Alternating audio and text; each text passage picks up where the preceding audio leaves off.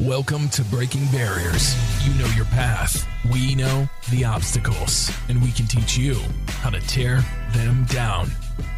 And now your host, CEO and founder of Adapting Social, John Vigero. What's up, guys? Welcome back to Breaking Barriers. I hope everybody out there is creating a great day. With me today, we have Ed McFarland from Ed's Lobster Bar in New York City. Ed, welcome. Thank you so much for being here today. Thank you. It's so fantastic to be here today on Breaking Barriers. Looking forward to it. Yeah, so we got Ed out of the kitchen today. We're actually going to cook some stuff later. I have some stuff prepared here today. So I'm really excited. Let's get into it. For those of you who don't know, obviously, one of the things I wanted to talk to you about, Ed, was obviously throughout the pandemic, it was really tough for restaurants in New York City. What was like the vibe for you? Like, how did you kind of push through? So the vibe was really mindset and really working on mindset to stay focused on, being detail orientated and how can I pivot to best move my business forward and stay afloat during the pandemic. Right. And I know it wasn't easy, right? Because everything was getting thrown at you guys in New York, where it was like, you can't do this, you can't do that, all the different restrictions.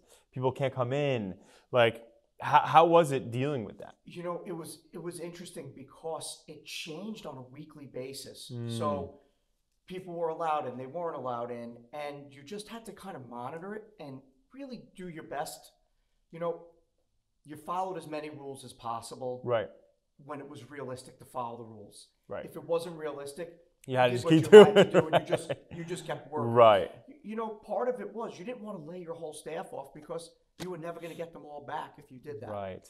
So you had to manage. That was the biggest part. It was managing who I could keep on. Right. And how important it was to have them there. Yeah, because it's hard to find good people. And so when if you lose them, like you said, it's tough to replace them. Yeah, I managed to keep the majority of my kitchen staff, Good. Front of house staff, over the course of moving location during the pandemic. I did end up losing all of my front of house staff at some point in time, but I managed to keep the core of my kitchen staff, which makes a big difference. Well, the kitchen's important. That's the product. That's the product, right? It's important, but I think often neglected from a chef-driven restaurant like me is how important the service really is. Yeah, it is, right. Because, I'll hear people, they'll go to a restaurant where the food isn't great, but they love the servers. As opposed to somewhere where the food is great, but they didn't get the experience they were really looking for. It was different. Right. It was different. So for people out there who don't know you, right? So and you can look at this camera over here. Yeah. Can you give them kind of like a brief intro? Like when did you get into what gave you like the I want to be a chef? Like tell us about your journey in becoming a chef. So I'll give you the epiphany moment. I was right around 19, 20 years old, and I was kind of in between. I dropped out of college and I was working a couple different jobs, and I was working in a pizza kitchen, and I had worked in Italian restaurants, and boom, I went to sleep one night. I woke up the next day. It was like my epiphany moment. I'm going to go to cooking school. And we'll go But did you like cooking at that point? Or is it just like I always loved cooking. Okay. So I always loved cooking. And for me, it was, wow, wait a second. This could be a real career. Let me get out of this pizza kitchen, which I loved doing. And it was great, but it wasn't real cooking. Right. And I decided to go to culinary school within when they talk about taking action, it was literally the next day I grabbed the magazine. I went through it. I found the cooking schools. I called them all up, and within 6 weeks, I was enrolled in cooking school. Oh wow! Yeah. And so when was this? What year are we talking? This is 1995. Nice. Okay, so 95. 95. I finished cooking school late. I started late 94 and finished in 95. Got it. And then what was like what was your first real job there after that? So my first real job was working at a restaurant called Picholine. That was after I left school. I had worked at the school a little bit, but I worked at Picholine. And it was in the process of going from 2 stars to 3 stars. I worked for a chef named Dave Pasternak, who was the chef de cuisine there, and Terrence Brennan, who was the chef owner. Wow. And so is that like a place that you would accredit? Like where out of all the places that you've worked before you started your own, where have you got like the most, like, wow, like I learned so much here? So that would be the first place. Okay. Because I learned so much about cooking. Right. And just the kitchen environment. Where I really learned to run a business was when I worked at Pearl Oyster Bar in the West Village. In the West Village. Yeah, now we had me and Hard, the owner, had some conflict over the years, and we won't go into that because it's a whole different story. But I will give her credit for the fact that I ran her kitchen. Right. She hired me to be the sous chef. Yep. And over the course of a couple of years, she felt comfortable enough with me running her restaurant. Right. And while there was no front of house manager, I was the manager in the restaurant. So I you were ran the kitchen, and so you run the whole damn thing. I oversaw the whole staff and everything. So that's a golden opportunity to learn. Yes. Wow. And it was a 50-seat restaurant, so it was perfect. Started as 25 when I was there, expanded to 50. Wow. And I really got deep into what. the operation. So what do you see being like is like 100 a lot of seats, or is like 75 a lot of seats? Like, where do you get to the point where you're like, okay, that's a big restaurant? You know, let me give you my learning experience, right? Because I opened up and I had 50 seats. And to me, that's kind of like the ideal thing, because if you're not full, you still look kind of busy. Right. And that's important. But I used to tell people, go, wow, you're open for a year. You're open for 3 years. My God, you're so successful. And I would sit there and go, well, you know, I have a 50-seat restaurant. Talk to the guys who are filling a 150-seat restaurant. You know? So, but, you know, it's risk reward, right? At the end of the day. And I'll attribute to, you know, being on point is being on point, whether it's 50 seats or 100 seats. Right. If you're doing what you're doing, you're going to fill those seats. For sure. Right. And if the product is good, then obviously people are going to keep going back. Yes. With good service. What has been the toughest part of your career, and whether, let's just say, it could just be total career, right? So even before, when you were working somewhere, what would you say has been like the biggest challenge you've faced? Oh, restaurant industry, the biggest challenge, I think it's staying relevant. Staying relevant when you're working for somebody else, so that you keep moving up the ladder in the kitchen. And then once your restaurant is open, staying relevant in the public eye, because even if you're known, right, you have to keep pushing barrier after barrier after barrier to keep getting known. Listen, if you're not omnipresent, right, you're not there. Right. That's a good point. Staying relevant, I guess, is really important. You know, if you were, so what? First off, what is your favorite food of all time? I gotta know. Honestly, I'm gonna put lobster up there, but pizza's number one. Pizza's number one. I love it. For me, pizza's number one. And how do you like pizza? You like thin crust, thick crust? I like thin crust, crispy. Oh, me too. Yeah. And what are you putting on it? Usually hot pepper and pepperoni. Okay, so boom, right to it. That's what I like too. Oh my God, we gotta get a slice. Love that. And so, you know, now I always like to ask this question to chefs, or especially chef owners. So, like when you're out with your family, you know, if you go to a restaurant or something, are you the guy, you're looking at fucking everything there? You're like, okay, this menu's dirty, or my silverware's fucking got suds all over it. Like the food's got no salt. Like what are you super like critical? For a while I wasn't. Okay. And then I started working with this guy named Jeff. And I became critical. Right, because you're looking at everything. You know, I go out to enjoy myself with my family, and I go to the same places over and over again that I know I like. So, and I know what I'm ordering when I go there. So it's kind of very like, it's habit. You go here to eat this, there to eat that. But I generally go out to just try and enjoy myself. And I'm not like, there's times when I go out to go look at stuff and see what's going on, what other people are doing. Right. And I'll walk in and be like, oh, that stuff kind of looks out of place, or that was really on point.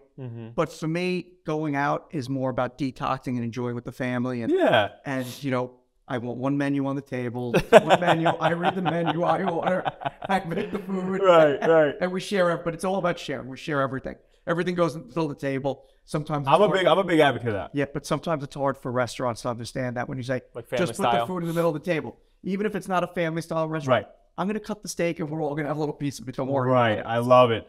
And so, you know, with that being said, right, so when you're at these different places, you know, over the years, what I've noticed, like obviously business owner to business owner, you know, when you're in different places with people like Jeff, right? So it's like, you don't realize some of the details or the things and shit like that. Like, do you find yourself looking at, when you're at places like, okay, how can I incorporate that in my business? Or I like this, I want to do this in my business. Do you find yourself doing things like that? 100%. I do look now a lot of the time at stuff like that. It's important to see what other people are doing. Right. Because how else can you improve what you're doing if you're not seeing what people are doing? If you're not looking, you don't always have these great ideas when you wake up in the morning and you're meditating or sitting there. Not everything pops in your head. You got to go out and see other stuff and whatever. For sure. Doing. For sure. Yeah. What would be one thing you would tell, so what would you tell yourself if you were to go back to 1995, knowing what you know now, exiting, becoming a chef? Yeah, the one thing I would tell myself 100% is never stop pushing forward. Never stop pushing forward. always keep adjusting the goals because you'll reach a goal pretty quick if you're really there. And then you get there and you go, like, what's next? Right. And then you just kind of flatline for a while. Plateau. You know, like when you're going, it's easy to keep going. But when you stop, it's hard to push up again. What advice would you give somebody who wants to become a restaurant owner anywhere in the world that's watching this? You know, I think the biggest thing is it only works if you're passionate about it. You can't just be, well, I want to own a restaurant, then be an investor. Be an investor, be a silent partner. Right. If you want to own a restaurant and be the man, you have to be passionate about it. It has to be something that you want to go every single day. Right. Because, you know, there's days when you wake up and you're like, oh, I feel like shit. Right. Like, oh, I don't want to go do this. And with anything, but if you work for somebody, you go, okay, I have no choice but to go. But when you own the business, it's easy to say, you know what, I'm staying home today. Or I'm not going to do it. Yeah, I'm not going to do it, cancel my appointments, call somebody to cover. But you have to want to be there because it doesn't work unless you really love being there. What do you say to people who say if you love what you do, you never work a day in your life? Oh, I don't know that that's true. So, I mean, you know, you enjoy what you do. You enjoy what you do, but you work. Right. I mean, there's no way you're not. It makes it easier when you love it because when you hit that grind part, you better love it. Right. Because that's what gets you through the grind. Oh, 100%. But, you know, like, there's days where it's miserable. I mean, come on. I like to ask that question because so you know, with the younger generation now, they look at it like, you know, oh, I'm not doing the right thing because I'm not like super happy all the time. And somebody said that quote to me, like, you know, if I loved what I was doing, you know, I wouldn't feel like work. Yeah. And I remember cracking up laughing, thinking, you know, when you actually love what you do, you have to fight like hell for it. Yeah. Right? It's not just like easy peasy. No. You got to fucking fight like hell for it to keep it going, to be able to go back and do what you do every day. The more you love it, I think the harder you have to fight for it. Facts. Yeah. 100%. Yeah. I couldn't agree more with that. I love that. That was 100%. A good line. It's not like working a day in your life, right? So, you know, a lot of times, you know, you have, how many kids do you have? I have 2. 2 kids? Yeah. What, a boy, girl, how old? A boy and a girl. My son is 9. My daughter turns 8 tomorrow. Oh, wow. God bless. And so one of the things, you know, that I just had my first child, you know, yeah, thank you. He's going to be 2 months old soon. And so, you know, I've always asked the question to people prior to having my son, and I always like to ask the question of like, you know, what do you want your legacy to be, right? So like when you think about your kids, you know, what do you want them to remember you by when you're not here? For me, and this is something I've been thinking about a lot as I get older. Yeah. And that's that I taught them to give 100%, be kind and caring, and always reach for what you're looking to do, because you'll get there. Right. So that motto. But when it comes to them thinking of like you, though, I'm saying like your characteristics. When they think about me, if they were to say, you know, someone said, "What kind of guy is your dad?" Right? Like what would they say? He has no quit in him. Just mother effort keeps going. Keeps going. Yeah. Always keep going, and that I was kind and compassionate. I love that. Has there been any quotes or like adages over the years that you've heard? Could be an Ed original, or maybe somebody you've heard. But we're not going to use any Ed original. No, motherfucker. But you know, something that when it comes to perseverance, right? So when you're thinking about like, you know, going through tough times, even like a COVID situation, like is there any quotes or things you think about when it comes to like just pushing forward? Yeah. So I'm going to give you 2 quotes, and they're going to be kind of paraphrased. So the first one is that I use this all the time, and it's two or more minds working together in a common goal and harmony create an unstoppable force. And fire. So yeah, let's go. So if you have a team together and you guys are working together, your thoughts become the same, and you push forward and you reach the goals. Right. And then the other one I like is that champions and successful people, they do the stuff nobody else is willing to do. Right. And they get out of bed when nobody wants to get out of bed. And it doesn't matter if it's raining or snowing. Right. You show up every single day. And if you're having a bad day, you're still going to give 100%. Yeah. So that's paraphrased out of books and other quotes. I love that. And I recently got into tennis, and I'm loving it. And I started watching some of these like top players in the world, and they were talking in this one documentary, they were talking about how like the top champions in anything in the world, they focus so much on the 1% details that somebody will miss to be ahead of the game, so that when that thing pops up, that they can beat it, right? And it's like, to your point, you focus so much on all these different things that nobody's thinking about. I love that. I think it's absolutely fire. So let's jump into preparing mode. Oh yes. So let's see what we got going. So yeah, what do we got going on here? So I have lobster ravioli, I have lobster rolls, pickles, Caesar salad, and crab soup. Let's do it. All menu favorites. Let's do it. All right, so let's do it. We're gonna invite Ed back way more. So guys, guys, we're inviting Ed back weekly. He's gonna be a resident guy in the studio. We got some really cool stuff he's preparing. This looks amazing. The pickles are absolutely insane. I've actually never tasted a pickle like that in my life. You know what? You're not going to find it anywhere because it's done in red wine vinegar. It's so good. Yeah. All right, let's do it. So what do we got here today? So we're going to start here. We got Caesar salad, lobster roll, lobster ravioli, crab soup. Let's start right here. Caesar salad, little gem lettuce, okay. Caesar dressing, which is made with coddled egg, Ooh. Garlic, olive oil, salt, pepper. Now, what's coddled egg mean? Coddled egg means to just cook the egg a little bit. Just a little bit. Okay. Just to warm it up so this way the dressing can emulsify easier with the egg. Okay. I love it. Emulsify. Word of the day. So, grana padano cheese. Ooh, hold on, get in there. Get in there, Billy. Homemade croutons. They're English muffin croutons, no secret. English muffin. And, one of the things that takes it up a notch, white anchovy. Ooh, first of all, I love anchovy, by the way. So the Boquerone style anchovy, white anchovy, which makes a big difference, right? Okay.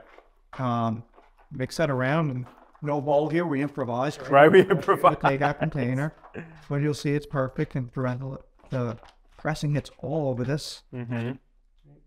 Oh, it's nice and soaked. Oh yeah. It's coddled. Oh yeah, it's coddled.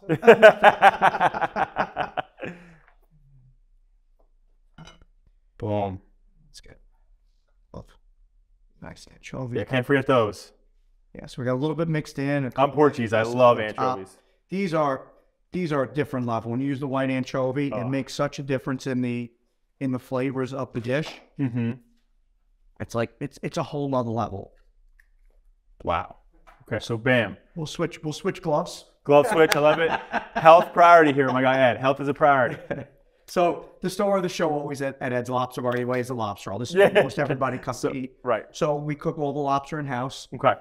Mixed lightly with mayonnaise, celery, lemon juice, salt and pepper. We are now doing a version. People have been asking. We're doing a Connecticut style in the restaurant. So what's the difference? That's warm butter. So same warm butter. Just warm butter, no mayonnaise with the lobster, a little sprinkle of sea salt, and that's it. But it comes the same way as a regular lobster roll. My wife loves lobster rolls. She's gonna be jealous of me today. Sorry, honey. Wow, that looks phenomenal. How do you like it the best? Do you like Connecticut better? You know or what? I just like to eat lobster. Honestly. So for me, plain lobster is just plain, even just by itself. Just by itself. I much prefer to just have a steamed lobster or a chilled lobster. Oh my gosh. And that would so good. And that would be perfect for me. Bam, glove 3. Yeah. Glove 3. Glove 3 for the soup. So love it. A little bit of chive on top just to make it complete there. Then you have the lobster, the homemade pickles, which they're cured. They're brine. Sugar, water, salt, brine. Right. And then we pickle them in red wine vinegar. Oh my gosh. The ravioli. So it's a Amontillado cream sauce with a lobster reduction in there. Okay. And some mushrooms and shallots cooked real slow in butter. Super flavorful. The truffle salt really comes out with the cream. Wow. And then we do, newer to the menu, is the Maryland-style crab soup. So it's tomato base, Old Bay, crab. There's a little bit of clam. Can't go wrong with an Old Bay. No, Old Bay is perfect. And then you got some corn in there. We finish it with a little bit of zucchini. Okay. Some sauteed pepper. And a little bit of jumbled up crab meat on top. And see, what I love about what you're doing here is a lot of times I feel like when you go get anything crab or lobster in a soup in a restaurant, normally you're not getting any lobster or any crab really. No, it's very. So it's nice you have actual. So in the soup is the lump crab meat that's shredded and mixed in, getting flavor, and then the chunks are just on top. The chunks are the best. You know, that's what everybody's looking for. Right. That's what everybody wants. This is amazing. So now, out of this, so typically, are you somebody who you're a big believer fish, on a nice salad, like a nice anchovy? So let's talk about how these were inspired, right? So how did you come up with this one initially? So the initial dish in Caesar salad's a classic dish. Classic, right? Everyone loves it. It's a staple on almost every seafood or Italian restaurant. So, I come from a big Italian background, so that kind of style food is really part of life for me. Right. So at the end of the day, this salad is evolved. So it started off in a similar way to places I worked. Right. And then we changed little things. We changed the dressings a little bit. We add other stuff, changed the anchovy, changed the cheese, and changed the lettuce. So as I started eating out in other places and I saw what they were doing to their Caesar salads, I found ways to enhance my salad and make it better over the years. It looks amazing. My mouth is literally watering. So, and then the pickles, insane, by the way. You guys have to try the pickle. So now, is this something that, was family, or you just looked this up? Like, how did you get in the red wine game of this? The red vinegar video. So pickles are generally a classic accompaniment to a lobster roll in Maine, so in New England in general. So had to have the pickles to really make the dish classic. So I basically started reading about pickling. Red wine vinegar was my own idea. I didn't take it out of somebody else's idea. But I threw together a bunch of different recipes, tried a bunch of different brining ways. And I came up with the recipe. Took me about 2 weeks every day of trying different things until I got the right flavors. And I have not changed that recipe or the lobster roll recipe in 15 years I'm open. That recipe has not changed at all. So how long do you have to leave them to ferment? So it's 24 hours, because they're sliced like that. It's 24 hours in the brine. We take them out, rinse them off, and then it's another 24 hours in the pickling mix. And then they sit in the pickling mix until we use them. Got it. Wow, that's phenomenal. This looks amazing. So ravioli dish has changed a little bit over the years. The sauce has remained the same. So it's been a lobster reduction, cream reduction, sherry, shallots, mushrooms, truffle salt. That's always been the staples there. My mouth is fucking watering. We changed the way we made the pasta. We were doing a plain pasta for years. And then we found a way to upgrade it just by trial and error. We started making a lobster-infused pasta dough. And so the lobster, so it really even made the flavor even. So it's like lobsterception. Yeah, so it's lobster and lobster cream, lobster pasta, and in the lobster. My biggest thing is I would go try lobster ravioli in all these places. And, it's the best. It's the best. The waiter, the chef, it's the best. And you crack it open, and it's terrible. Honestly, it's terrible. There's no lobster flavor. There's nothing. There's one little tiny bite of lobster. What is this shit? So in this, when you crack that open, it's all lobster. There's nothing in there except lobster. And it's on the outside too. So that's it. It's on the outside. It's on the inside. Wow. So, but there's no cheese in there. There's no filler. It's ground up lobster meat with a little bit of butter, just to help it stick together. Wow. I think there's one thing left to do. We just gotta give it a taste test. Yeah, please go right ahead. Do a little taste test. Dig in there. Let's see what we got here. So we'll start with this guy first. All right. So, wow. Yeah, this thing is packed. So you see, it's all lobster inside. This is packed in here. Is it the frame or no? Yeah. Bam. All right. So we got here. That's my favorite dish. Is the lobster roll? Is the lobster ravioli? That is delicious. 100%. Wow. I'm gonna slip over to the coddled salad. I'm gonna switch sides. Switch sides. Do move over. There we go. I'm gonna get some of the anchovies on here too. And so this is English muffin. English muffin croutons. Yeah. Wow. Gotta try that too. This is gonna be a little messy on my side, but.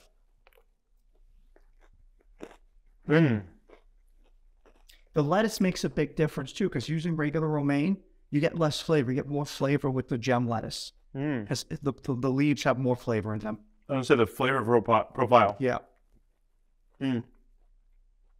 Anchovies are so damn good. You gotta grab. You cut the live.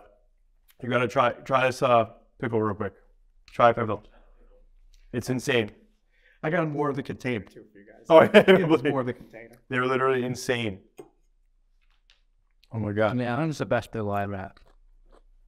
And so different. You're not gonna. I mean, nobody does them. Nobody does red wine pickles like that. We put them on the burger as well in the restaurants. They do a burger that has it's a brisket blend with a Chinese pork bun. Those pickles, tartar sauce, Old Bay fried onions. The burger's phenomenal. Oh my god! And then here we go. We're going after lobster. That's what everybody comes for. There's no easy way to do this one, but we're over it. Everyone knows the rules.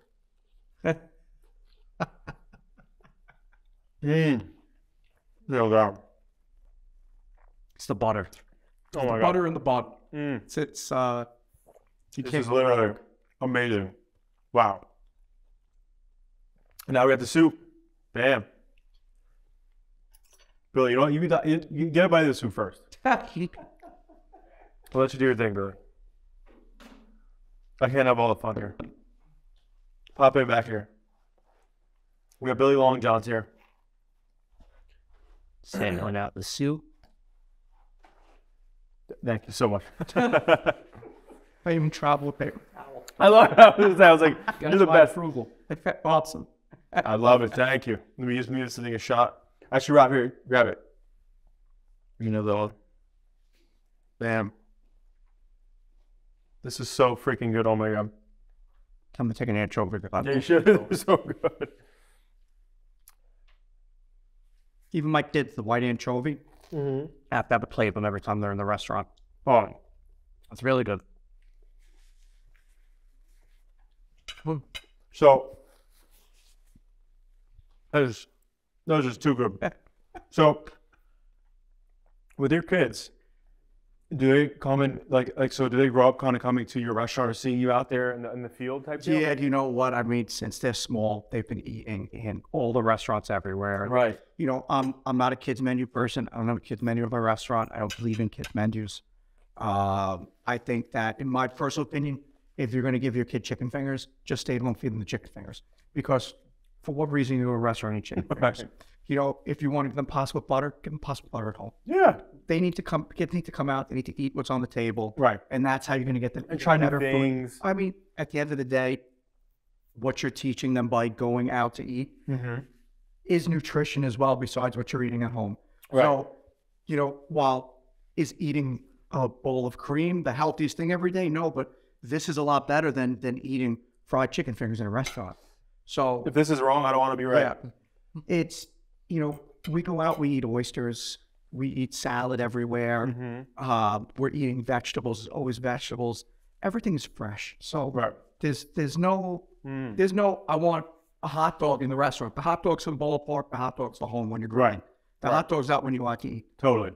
I love that though too, because what I've seen in times now is most kids will only eat chicken nuggets or they'll only eat those little things. They won't expand their palate because they're only eating those things out.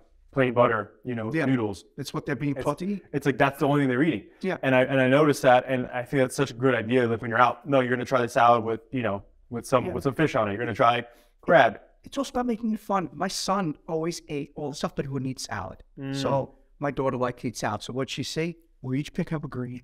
1, 2, 3, boom. An onion. 1, 2, 3, boom. And that's how we're eating. And I don't care that you're in a restaurant, I'm eating with my fingers, whatever. That's how I eat. That's how I eat at home. That's how I eat when I go out. I love it. I don't care if it's pasta, but it makes it grab it. fun for the kids. Totally. And then they start to go, wow, they're associating eating salad with having fun. So all of a sudden, my son was going, I want to do 1, 2, 3, 2. And before you know it, he's eating Then it was a salad. fun thing. And then it was a fun thing, and he's ordering salad when he goes out. now. Wow. And he wants to have salad. And I stuff love like that. So it's little things. Like I tell people all the time, they go, oh, I wish my son ate vegetables. I wish they ate more nutritiously, but they want to eat this, they want to eat that. I go, there's nothing wrong with eating that stuff. There's nothing wrong with having a donut. There's nothing wrong with having cookies in the house.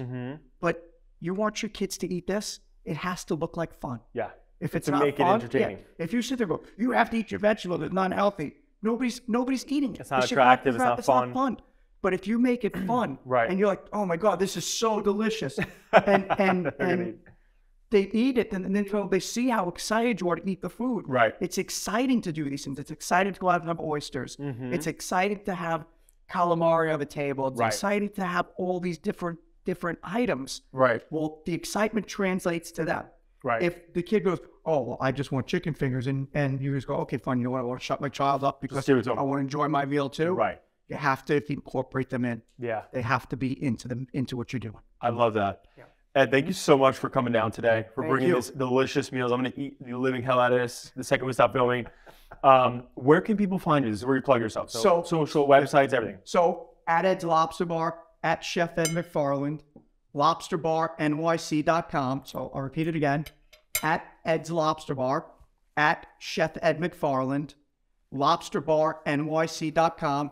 That's where you can find us on the internet and social media. We are on TikTok also. I got to be a little more involved in that. Ed's Lobster Bar NYC. And we're at 155 Grand Street in New York City. Guys, you have to go. The food is literally to die for. And give them a follow. Go check it out if you're in the city. And Ed, you're the man, man. I really appreciate it. Awesome. This was great. Thank you so much. Ed.